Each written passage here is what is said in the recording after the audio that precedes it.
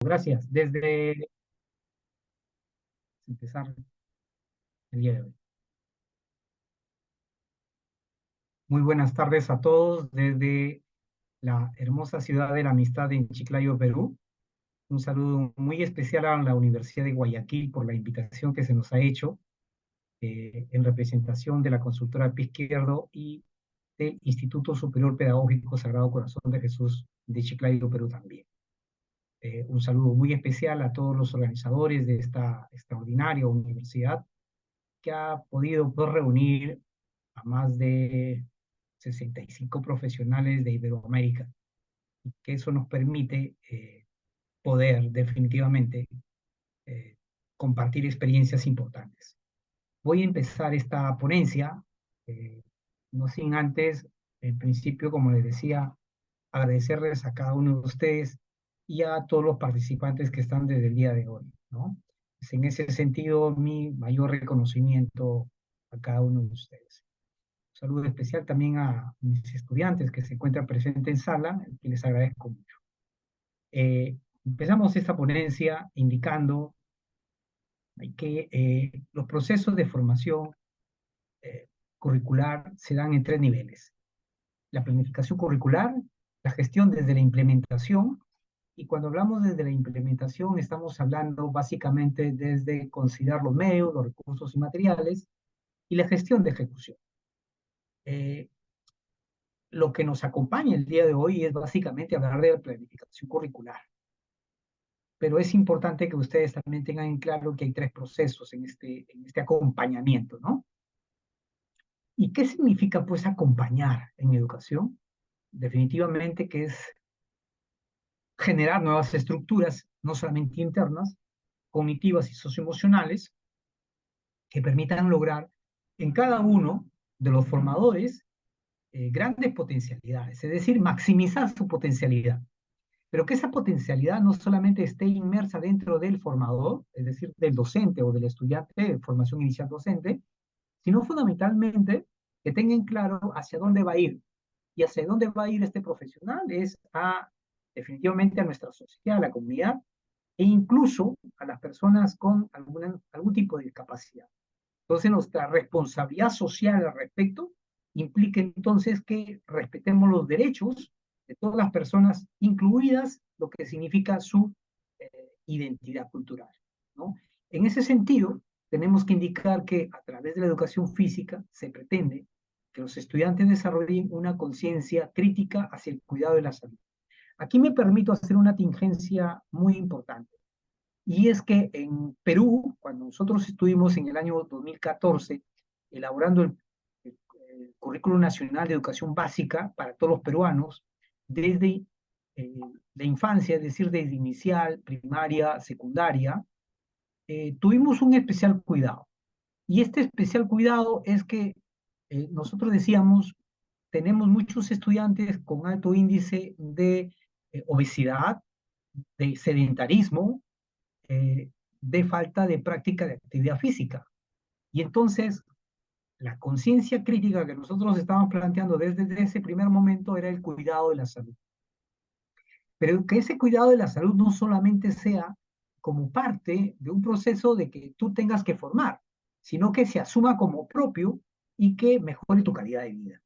En ese sentido, tuvimos dos premisas. La primera es que los ejercicios no pueden ser repetitivos, por una sencilla razón.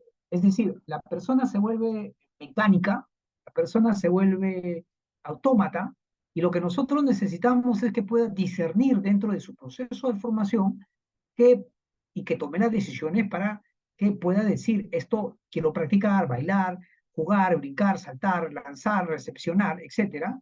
Y eso implica no necesariamente la enseñanza de los fundamentos deportivos. Eso implica fundamentalmente que se tiene que apropiarse el docente formador de la práctica formativa.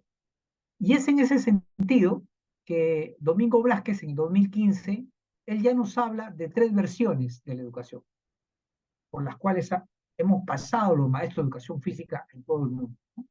La versión 1, que tiene que ver fundamentalmente con ese proceso en la que es industrial, donde todo era mecánico y fundamentalmente era higienista, ¿no? O sea, el tema de la salud, el tema de la higiene personal.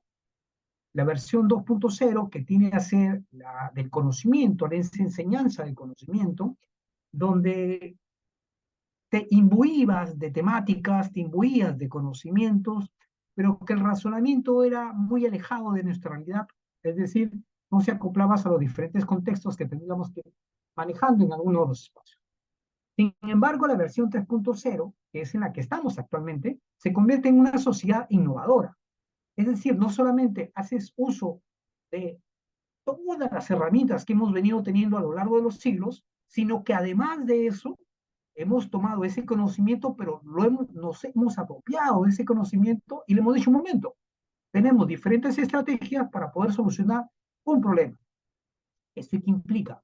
Que una situación conflictiva, un problema que se pueda presentar, lo podemos resolver de diferentes formas, porque cada ser humano tiene una mirada diferente, tiene una estrategia diferente, y esa estrategia te permite ser cada vez mejor. Nosotros que pertenecemos a la consultora Pizquierdo manejamos tres criterios. El primer criterio estratégico es la metodología Pizquierdo, que es la formación desde la psicomotricidad hasta la alta competencia. La segunda metodología es la que nosotros le denominamos tres tiempos, es que en el primer tiempo es ponerse de acuerdo sobre lo que vas a jugar, cómo vas a jugar, cuáles son las normas en las que vas a participar. La segunda es la ejecución de los acuerdos asumidos y la tercera es la evaluación. Pero aquí hago una aclaración. En la evaluación no es quien ganó por 1, 2, 3 o 4 puntos o más, sino por quien cumplió los acuerdos. Aquí trabajamos mucho el tema de los valores. ¿Y por qué ponemos la metodología COVID-19? Porque la COVID-19 obviamente nos atormentó a todos, nos confluctó a todos en un proceso pandémico en el que no podíamos salir de casa. Entonces ahí nosotros planteábamos siempre las actividades sociomotrices y emocionales, es decir, en 1 metro cuadrado tú puedes hacer actividad física, estática o en movimiento, pero va a depender mucho de cómo tú quieras plantearlo, va a depender mucho de cómo tú quieras eh, ramificarlo dentro de un contexto real. Y ese contexto real definitivamente que viene a ser lo que nosotros siempre trabajamos. ¿Eso qué significa? Que para ser competente tienes que movilizar tus capacidades socioemocionales que hagan eficaz y que te vuelvas interactivo no solamente contigo mismo, sino con los demás. Es decir, que aprendamos a saber convivir con los demás. En esa sana convivencia es que nosotros planteamos siempre ese criterio tan bonito y hermoso de que las diferencias y las diferentes dimensiones que nosotros manejamos en los diferentes contornos definitivamente nos va a permitir no solamente conocer, sino que además nos va a permitir tener los criterios basados en una sociedad en un contexto real, pero además de un contexto real nos va a permitir ser ecuánimes con lo que nosotros estamos planteando. En esa planificación, entonces nosotros decimos cuál es el enfoque que trabajamos dentro del currículo nacional en Perú. Y en Perú trabajamos el enfoque de la corporate. Cuando nosotros decimos que trabajamos el enfoque de la corporeidad aquí en Perú, eso implica que, por ejemplo, tú de repente en casa tienes una moto y con esa te desplazas hacia la universidad, te desplazas al instituto o te desplazas a la escuela. Y entonces es lo que tú eres y es lo que tú transmites. Sumiría dice que la corporeidad es la vivencia de hacer, sentir, pensar y querer. Es decir, el ser humano es y vive solo a través de la corporeidad. Es decir, nosotros transmitimos, nosotros trasladamos. ¿Y qué transmites y qué trasladas? Conocimientos, actitudes, habilidades, destrezas, tu aspecto emocional inclusive, tu forma de ser con tus estudiantes, con tus coterreanos en forma horizontal. Alicia Grasso, una importante ponente argentina, nos dice que el docente debe construir y experimentar. Los estudiantes con los que yo trabajo fundamentalmente, experimentan y a partir de los errores se construye un nuevo conocimiento. Es decir, no dejamos que el error se convierta en un error destructivo, sino muy por el contrario, un error constructivo que te permite reconocer cuáles han sido tus equívocos, cuáles han sido tus errores, y a partir de ese error generar un nuevo conocimiento. Por eso es que Alicia Grasso nos dice, yo soy y todo lo que aquello que me corporizo y a través de ello me identifica. Entonces, Alicia muy claramente nos planteaba esa temática, pero además Motos, Teruel y Cole nos dice que la apariencia física está determinada también por la postura del movimiento en la inteligencia corporal. Entonces, eso nos implica y nos lleva a otro terreno. Y te estoy llevando en forma secuencial todo lo que es nuestro currículo nacional. ¿Y qué nos dice en esta, después del enfoque, qué es lo primero que tenemos que aprender a conocer? Definitivamente, que es la competencia. Si tú no sabes qué es la competencia, para qué sirve y cómo la debemos desarrollar, entonces no estaríamos siendo competentes. Hay que recordar que para ser competente nosotros tenemos que movilizar sus capacidades, ¿no es cierto? Y esas capacidades a las que nosotros asumimos, tenemos que tener el cuidado de poder manifestarnos aquí. Entonces, ¿qué es la competencia? La competencia no viene a ser nada más que el saber actuar dentro de una realidad, dentro de un contexto real, y que ese contexto real tiene un problema que resolver. Pero para poder resolver ese problema, tenemos que tener conocimientos previos, nuestros saberes previos. ¿Qué es lo que sabes? ¿Qué es lo que conoces? ¿Qué es lo que no conoces? Participas al respecto. Entonces, en ese sentido, es que nosotros decimos que no solamente tienes que reconocer esos saberes previos, sino que además tienes que tener pertinencia en el contexto en el que vas a solucionar el problema, pero fundamentalmente también tienes que tener un sentido ético.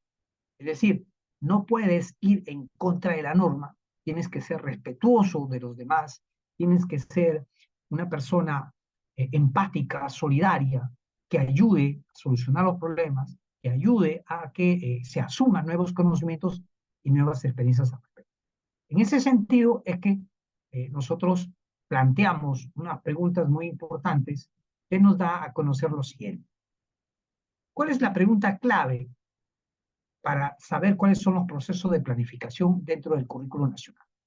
En principio, ¿qué aprendizaje se espera que desarrollen los adolescentes en relación a la competencia del currículo?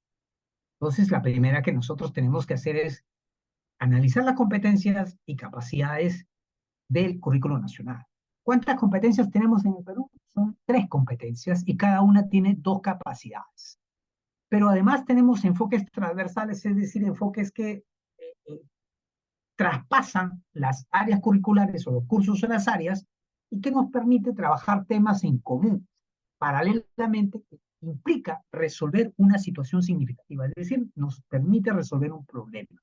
Y ese problema no solamente lo resuelve el docente del área de educación física, sino que se articula con el resto de las áreas de tal forma de que todos abordamos el problema, pero lo abordamos desde cada uno de nuestros cursos, de nuestras áreas. Es decir, el alumno va a lograr no solamente mejorar su desempeño a través de los estándares de desempeño de grado, sino mejorar y dar respuesta a las diferentes complejidades que tiene el conocimiento humano. ¿Qué aprendizaje previo se necesita tener? Pues lo que nosotros necesitamos es qué saberes conoce el estudiante al que nosotros le vamos a dar el proceso de formación, pero además necesitamos saber cuál va a ser el resultado final. Y eso implica tener una producción, tener un resultado o lo que nosotros le llamamos una evidencia.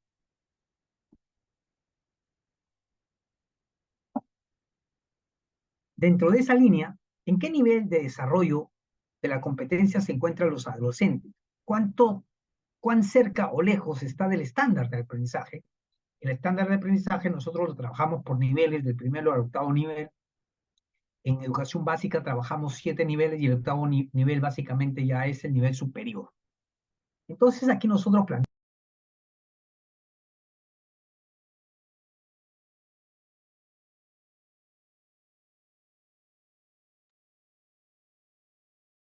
¿Me copian, por favor? Quisiera saber. Sí, fuerte y claro, sí se le escucha. Gracias. Sí. Bien, entonces nosotros decimos que lo primero que tenemos que hacer es contrarrestar los aprendizajes con los que el alumno empieza y darle un nuevo conocimiento. Ese nuevo conocimiento lo vamos a trabajar a través de los propósitos de aprendizaje. Y en los propósitos de aprendizaje definitivamente están implicados las capacidades, las competencias, las capacidades, los desempeños, los criterios de evaluación, el producto o evidencia y el instrumento con la que vamos a evaluar. Para ello se hace necesario que sepamos qué cosa es una planificación inversa. Y aquí estoy tomando varios temas que te permitan tener una idea global de lo que nosotros estamos buscando en este proceso de construcción.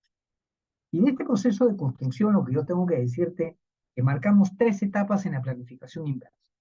La primera es identificar los resultados deseados, la segunda es determinar las evidencias aceptables, y la tercera es planificar las evidencias de aprendizaje y de enseñanza. Pero aquí quiero hacer una aclaración. Quiero que te conviertas en un director de cine, ¿correcto? Y cuando tú eres el director de cine, tú te vas imaginando el proceso de la película y tú la vas filmando mentalmente. Y entonces tú te imaginas cómo inicia, cuál es el proceso, el desenlace, y finalmente cuál es el resultado final con la que concluye la película. El proceso de formación en educación es muy parecido. Tú, a través de un diagnóstico, recoges y conoces a los estudiantes cómo los estás recibiendo.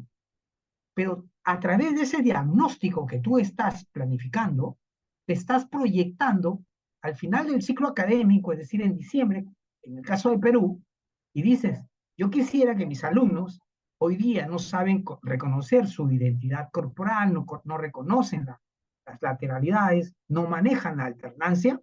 Entonces, al finalizar el año académico, mis alumnos reconocerán su identidad corporal a través de la identidad, a través de la lateralidad, los tiempos, ritmos y los juegos predeportivos o los juegos recreativos, reconociendo y haciendo uso de su salud. Entonces ya me dio una idea global de lo que significa y cómo voy a trabajar. En esa línea de acción, entonces yo ya sé cómo inicio y sé cómo voy a finalizar. Entonces recién ahí empiezo mi proceso de planificación, fíjate. ¿Empiezo de dónde? Del producto final. Inicio desde mi evidencia final. Y aquí yo siempre he sugerido que para poder saber qué quiero lograr a futuro, tú tienes que saber primero cuál es tu producto final. Si tú quieres hacer una coreografía, por ejemplo, tú diseñas la coreografía y sabes cómo vas a concluir, ¿verdad? Pero ¿qué necesitas para concluir con esa coreografía? Necesitas enseñarle a tus alumnos que reconozcan el tiempo, la música, el compás, las lateralidades, los ritmos, una serie de características propias, una buena postura, y eso es parte del proceso de construcción del conocimiento. Entonces, la primera etapa de la planificación inversa es identificar los resultados deseados, es decir, ver cuál es tu mapa de progreso a través de lo que son tus estándares de aprendizaje y el repaso de las expectativas del currículo nacional.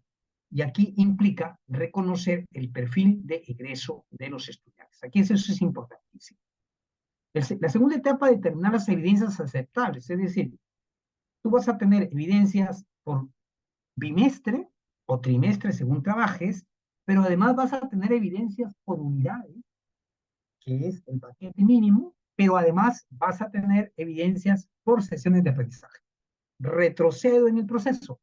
Si tú quieres trabajar y tener resultados por evidencias en la sesión de aprendizaje, esas evidencias de una sesión de aprendizaje, que son 4 o 6 en una unidad, te van a dar el resultado de tu evidencia en tu unidad.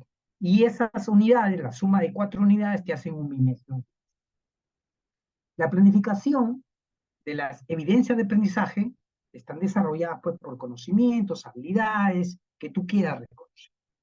Aquí nosotros planteamos, por ejemplo, cómo se plantea la organización o la planificación. Entonces decimos, ¿qué quiero? Pues yo quiero algo muy puntual que es, ¿qué aprendizaje debo lograr con mis estudiantes? Es decir, ¿qué quieres lograr? ¿Qué quieres? ¿Que aprenda a bailar? ¿Quieres que desarrolle una coreografía, un drill gimnástico? ¿Quieres que elabore una dieta alimenticia saludable para un estudiante de educación básica regular? ¿O simplemente quieres que aprenda a movilizar su cuerpo con autonomía y destreza? Eso es lo que yo quiero. Ese es el aprendizaje que yo quiero lograr. ¿Cómo logro esa evidencia? ¿Cómo voy a saber que se logró ello? Entonces, ¿cómo me voy a dar cuenta? Establezco los criterios para recoger estas evidencias, pero determino mi propósito de aprendizaje. Cuando entonces determino mi propósito de aprendizaje, estoy hablando de qué capacidades voy a trabajar, qué competencias voy a trabajar, qué desempeño voy a utilizar según el grado, según el nivel en el que se encuentran mis estudiantes.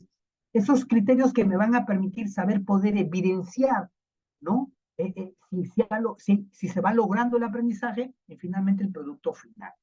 Y para ello tú tienes que diseñar, organizar situaciones de aprendizaje, estrategias metodológicas que te permitan lograr las condiciones importantes. Entonces, la mejor forma de cómo lograrlo es primero reconocer el problema a través de una situación significativa, realizar las actividades que te van a permitir desarrollar las diferentes actividades académicas, elaborar las estrategias que te permitan definitivamente tener un resultado de esa estrategia macro que tú necesitas y tener los recursos necesarios para poder abordar.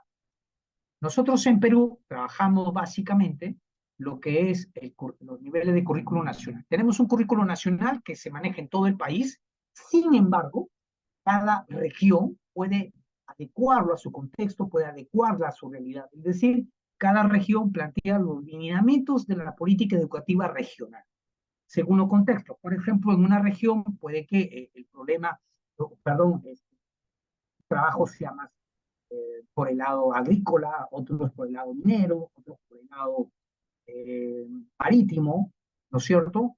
Entonces, el perfil de egreso se va a dirigir hacia esos espacios productivos. Pero paralelamente, nosotros estamos trabajando lo que es la educación formativa, deportiva, recreativa en los estudiantes. Luego que hacen el proyecto educativo regional, que es para toda una región que puede tener muchas provincias y muchos distritos y muchos sitios rurales, se elabora el proyecto educativo local. En el proyecto educativo local ya estamos hablando de lo que es el distrito, la provincia, que vas a desarrollar con características mucho más específicas y mucho más cerradas. Pero además ya empieza la institución educativa, a través del proyecto curricular institucional, el proyecto educativo institucional, que son dos características diferentes, y luego la programación curricular, que es lo que a nosotros nos interesa. Y después de esta programación curricular, es la que nosotros ya trabajamos las unidades de aprendizaje y finalmente las sesiones de aprendizaje. ¿Cuáles son estas etapas de esta organización? Nosotros manejamos definitivamente tres procesos, tres etapas fundamentales. La primera es la programación anual, es decir, la planificación que nosotros realizamos de inicio del año académico hasta la finalización del año académico. Esta la dividimos por unidades, según los bimestres que correspondan, y en estas unidades elaboramos o diseñamos la matriz de evaluación y finalmente elaboramos las sesiones de aprendizaje que implican desarrollar los instrumentos de evaluación. La planificación anual que nosotros tenemos y que nosotros manejamos en este contexto implica, por ejemplo, que tú definitivamente tienes que planificar en forma secuencial los propósitos de aprendizaje, ya sea por bimestre o trimestre o por unidad. Luego tenemos nosotros lo que es, dentro de este mismo proceso de planificación anual, primero tener en cuenta el perfil de egreso, es decir, cómo queremos que salgan nuestros estudiantes, y para ello tiene tres características. La primera, identificar las necesidades para poder hacer una buena planificación. La segunda, identificar las características del estudiante dentro de su propia realidad. Y tercero, organizar los aprendizajes según la situación significativa, es decir, a través de un problema o a través de la potencialidad de una situación que nos permita cada vez mejorar y ser mejor. Para ello, necesitamos, dentro de este proceso de identificación de las necesidades, definir cuáles son nuestros propósitos, competencias, capacidades y evidencias de aprendizaje. Entonces, aquí les muestro un esquema rápido de lo que es un propósito de aprendizaje, donde están nuestras tres competencias. La primera, que se desenvuelve de manera autónoma a través de su motricidad, tiene dos capacidades. La primera comprende su cuerpo y la segunda se expresa corporalmente. La segunda competencia es asume una vida saludable y tiene dos capacidades. Comprende las relaciones entre las actividades físicas, alimentación, postura, higiene postural, personal y del ambiente y la salud. Y la segunda, que incorpora prácticas que mejoran su calidad de vida. La tercera competencia es que interactúa a través de sus habilidades sociomotrices y sus capacidades 11 que se relacionan utilizando sus capacidades sociomotrices, y la segunda crea y aplica estrategias y tácticas. Definitivamente que luego vienen las competencias transversales que van a permitir un poco a pensar en eso. En la unidad didáctica, estoy tratando de avanzar un poquito rapidito, pero hay momentos en los que quieren, vamos a tener consultas para poder resolver las interrogantes que ustedes tienen. Tenemos nosotros en la planificación anual, tenemos propósito, tenemos el enfoque transversal, el propósito que son las competencias, capacidades que ya hemos indicado, el enfoque transversal que son esos temas transversales que los trabajamos todas las áreas, la situación significativa que es un problema que se identifica que vamos a solucionar. A través de esta situación significativa, nosotros decimos cuál es la evidencia que queremos lograr, y para poder lograr esa evidencia necesitamos diseñar cuáles son las secuencias de las sesiones de aprendizaje que queremos lograr, y finalmente la evaluación a través de la matriz de evaluación que nos va a permitir saber en qué condición encontramos a nuestros. Luego tenemos lo que es una situación significativa. Me he permitido diseñarles una propuesta rápida que tiene en principio tres características.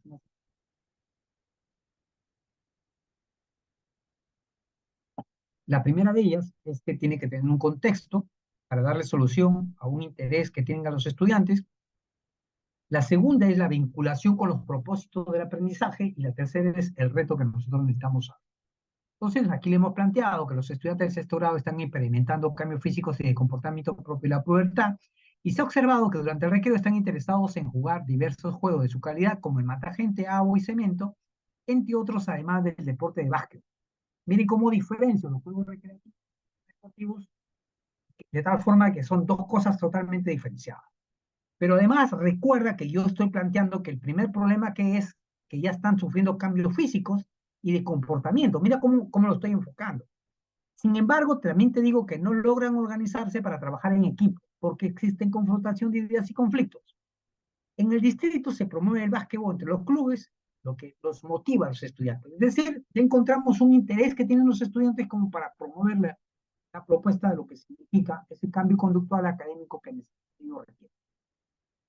En la vinculación con los propósitos de aprendizaje, planteamos, por lo tanto, en esta unidad se aprovechará el interés de los estudiantes en el mini básquet para desarrollar actividades físicas que favorezcan el logro del aprendizaje, del propósito del aprendizaje de esta unidad. Y aquí planteamos con qué competencias vamos a trabajar, y estamos trabajando, hemos elegido la tercera competencia. ¿Por qué? Porque nos permite jugar el deporte del básquetbol, es decir, un juego predeportivo. Y complementariamente a ello, planteamos el reto, que es cómo nos organizamos y aplicamos estrategias tácticas para jugar al menos. Cuando dice cómo nos organizamos, ¿por qué? Porque en la parte superior, ¿qué estamos diciendo? Estamos diciendo que no tienen un buen comportamiento y estamos diciendo que no trabajan en equipo. ¿Por qué aplicamos estrategias y tácticas? No solamente para el básquetbol, sino para que ayuden a solucionar la confrontación de ideas y conflictos entre los mismos estudiantes. ¿Por qué planteamos en forma cooperativa y solidaria? Porque los estudiantes no se están respetando, lo que nosotros queremos es que haya un cambio y mejora de su comportamiento.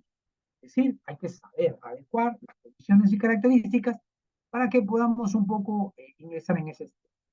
Y luego diseñamos las secuencias de las sesiones de aprendizaje. Y por ejemplo, aquí ya te estamos planteando, ¿por qué te leí la situación significativa? Para que tú sepas que en esas 4 sesiones nosotros vamos a desarrollar la unidad didáctica. Y entonces en la sesión 1 decimos, decidimos en equipos nuestras estrategias de juego preferidas. Se prioriza la participación de actividades físicas, juegos predeportivos y populares. Participen en actividades lúdicas y predeportivas. Es decir, te estamos diciendo ya cómo voy a abordar el problema desde la mirada de la educación física. Y para ello necesitamos que en esta sesión los estudiantes conocerán la situación significativa y aprenderán a tomar decisiones para trabajar en equipo aplicando estrategias de actividades como campo minado, llévame a la meta y la mudanza. Es decir, primero me estoy prestando de los juegos populares y luego recién del deporte. Y en eso lo voy a ver todavía en la tercera o cuarta sesión. Porque en la segunda sesión estoy planteando modificar los juegos populares y los hacemos propios. Y en ese sentido es que en esta sesión los estudiantes plantearán modificaciones a los juegos y hemos planteado que esta primera modificación es en agua y cemento y materia. En la tercera sesión estamos diciendo que los estudiantes consideran la necesidad del grupo para adecuar los juegos predeportivos relacionados con el mini básquetbol. ¿Te das cuenta? Hemos seguido una secuencia de menor a mayor complejidad.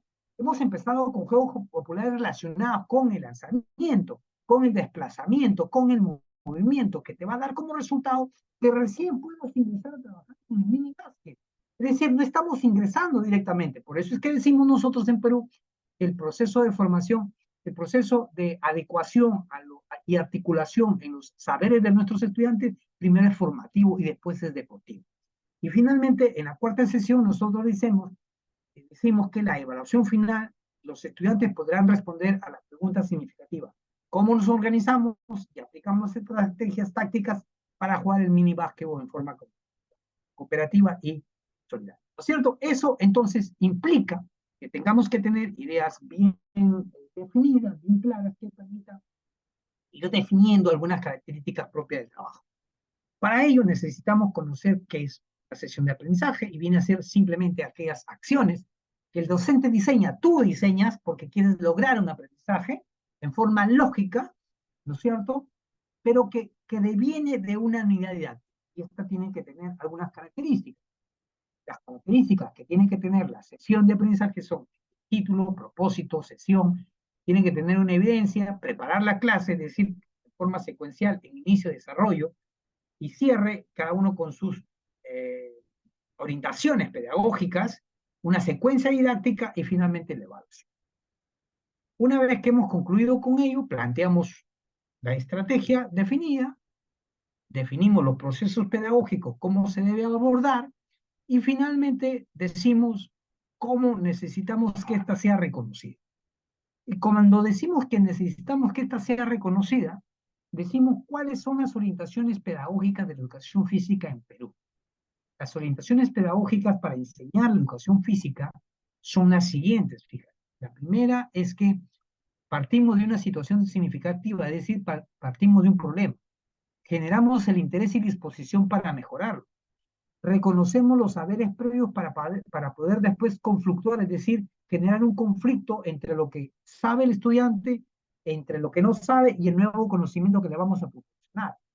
Luego, construir un nuevo conocimiento que es el conocimiento válido para el cual nosotros estamos ya definiendo las características de cómo debe trabajarse. Aprender haciendo, es decir, que el alumno definitivamente tiene que conocer, ¿correcto? Tiene que conocer el alumno no va a aprender de la nada. Aprender del error y del error constructivo, pues que el estudiante siempre va a cometer errores. Pero tú no le vas a decir cuáles son los errores, sino que el alumno tiene que darse cuenta que ha cometido un error y que debe mejorar ese error. Luego también indicamos que es necesario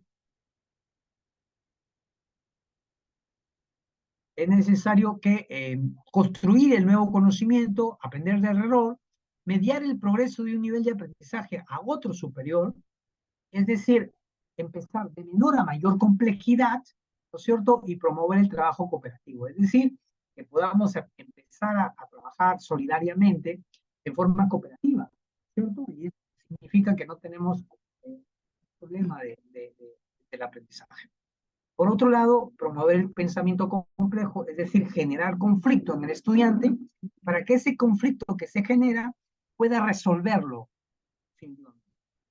Y una de las cosas que trabajamos en el currículo nacional en Perú es el enfoque por competencias. Y hemos dicho también que el enfoque por competencias se debe trabajar considerando el modelo comprensivo. El modelo comprensivo tiene 4 características: juego global, reflexión técnico-táctica, ejecución de habilidades y el juego modificado. Es decir, si nosotros aplicamos esto a la educación física, vamos a tener no solamente un estudiante competente, sino que estamos desarrollando el enfoque y estamos desarrollando talleres deportivos recreativos, fíjate, sin necesidad de ir al deporte. Y el enfoque recreativo educativo, que es un enfoque que nosotros manejamos con carácter vivencial básicamente, ¿no? Luego nosotros tenemos aquí un modelo justamente de la propuesta que te traía, Y decimos, partir de situaciones significativas, por ejemplo, conozcamos nuestras danzas folclóricas. Generar interés y disposición como condición para el aprendizaje. Aprenderemos a movernos con ritmo y coordinadamente al compás de nuestra danza folclórica. Partir de saberes previos, identifica qué saben los estudiantes de la danza folclórica. Generar el conflicto, le presentan diversas danzas para generar el conflicto. Luego, aprender haciendo. Practica la danza seleccionada por los estudiantes diseñando una propuesta de una coreografía, ¿correcto? Luego, construir el nuevo conocimiento, es decir, desarrollan habilidades básicas de ritmo y coordinación. Si te das cuenta, vuelvo a manejar el concepto de ritmo y coordinación desde el primer momento. ¿Por qué? Porque estamos hablando de un aprendizaje situado. Es decir, ya estoy construyendo no solamente el conocimiento, sino que estoy situando ese conocimiento. Aprender del error y del error constructivo aplica, el estudiante identifica sus errores, que es lo que le falta, y se esfuerza para corregirlo. Luego, mediar el aprendizaje de un nivel básico a uno superior implica que haya complejidad en el conocimiento, promover el trabajo cooperativo, es decir, que aprenda a ser empáticos, trabajar en forma conjunta, promover el aprendizaje complejo, que implica relacionar la danza seleccionada con las costumbres de su pueblo y asumir una postura de responsabilidad intercultural, ¿cierto? Eso implica definitivamente defender su propuesta. Luego tenemos nosotros también cuáles son las competencias y capacidades que manejamos en Perú, y estas competencias y capacidades que manejamos en Perú vienen a ser, nosotros la hemos un poco resumido en algunas temáticas. En la primera se desenvuelve de manera autónoma a través de su motricidad, que tiene dos capacidades, comprende su cuerpo y se expresa corporalmente.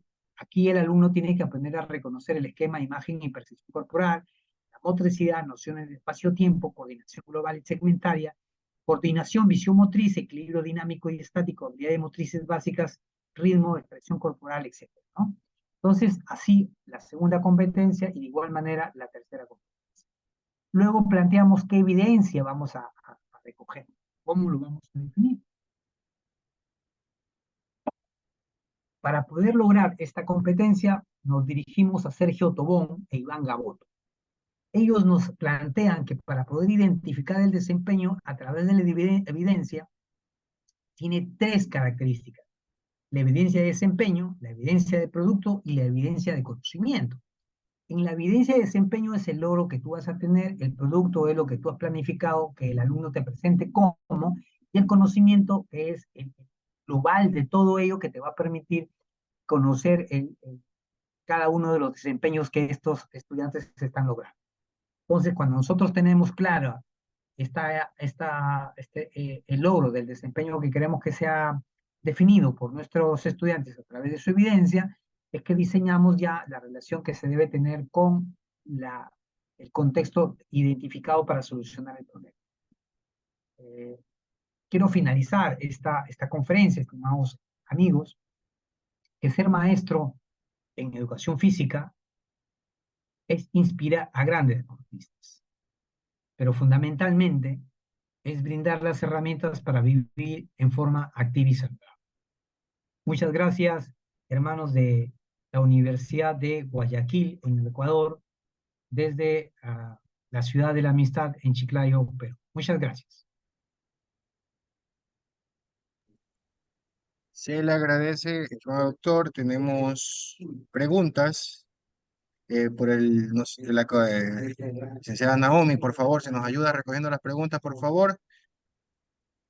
Por favor.